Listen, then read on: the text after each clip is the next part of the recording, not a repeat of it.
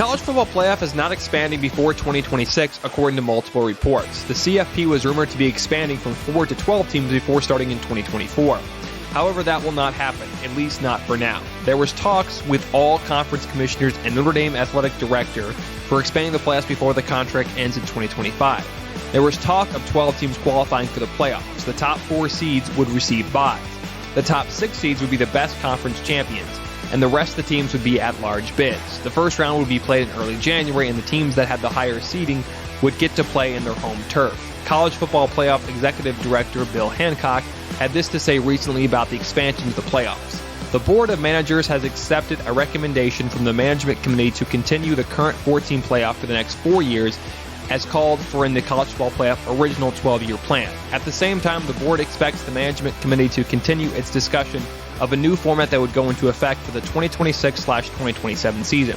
They started talking about the expansion in early 2019, and it started to get more traction in the summer of 2020. The SEC will have a super conference with 16 teams. Because of the news of Oklahoma and Texas leaving the Big 12 for the SEC, the Big 10, ACC, and the Pac-12 decided to make a verbal agreement to merge in August, even though it was never set in stone and was just a verbal agreement. The committee had met several more times after the summer, including on December 1st in Texas and the night before the 2022 College Football Playoff Championship game in Indianapolis.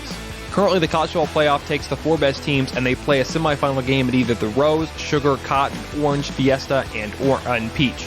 The semifinals rotates through the 6 bowls on a 3-year cycle.